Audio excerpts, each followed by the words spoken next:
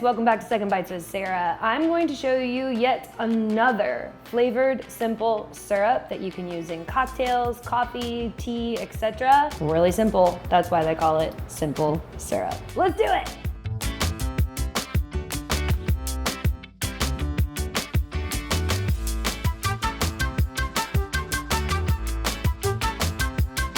Rosemary simple syrup, incredibly easy. So first things first, I have a cup of sugar in a saucepan and I'm going to add 1 cup of water. Easy thing to remember, simple syrups are 1-to-1, water, sugar. So however much you want to make, that's how much water and that's how much sugar. I'm gonna make about a cup of this. Right there, you could stop. You could say that is a simple syrup. When you go to a bar and you see something labeled simple syrup, that's all it is. It is sugar and water heated until it combines and dissolves. That's it. For rosemary simple syrup, I'm going to take 3 sprigs of fresh rosemary and I'm going to tuck them in my saucepan. And one of my pro tips for any simple syrup is a pinch of salt.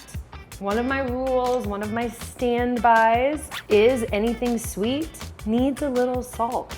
So I'm gonna do maybe half a teaspoon or so of salt in there just for a little salinity. Get it on the stove. Doesn't need to boil, it just needs to combine. So get some heat on it. Here we go.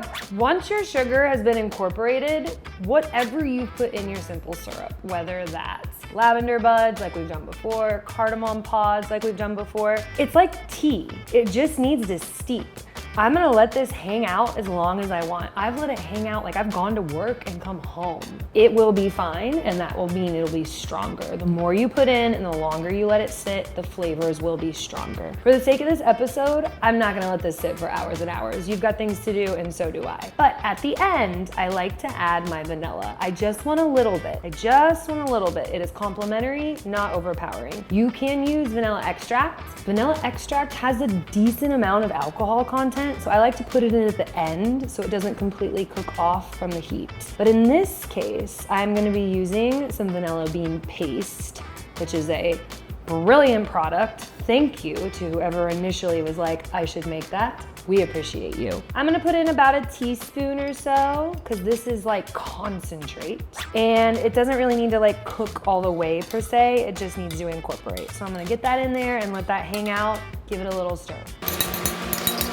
Most of my simple syrups, we would require a fine mesh strainer. We do not today because the rosemary is not gonna fight me and it's gonna come out pretty easily on its own. But if you do have some smaller pieces and you're worried about them getting left behind, use a strainer, all good. And that's it, you're done. Put it in a airtight container. I like ball jars, I find them really easy to use.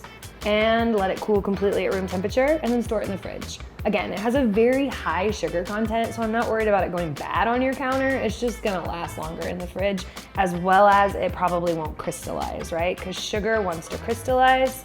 If one of your syrups starts to crystallize, just give it a little heat and it'll come right back to life. There's nothing wrong with it. It's completely edible. Now, if you're making this recipe, don't be scared to let it sit longer. This color's pretty light. It would get darker if I let it sit longer, but it still smells freaking delicious. Cool it in the fridge. You've done it. Good job, everybody. If you're not sure if you could identify rosemary as a flavor, this is a great way to kind of understand it better because that's all we're working with here. And it smells so good. I'm gonna give it a little taste, try not to burn my tongue. Stay tuned for a cocktail with bourbon. Hey favorites, thanks for watching. We'll see you next time on Second Bites with Sarah.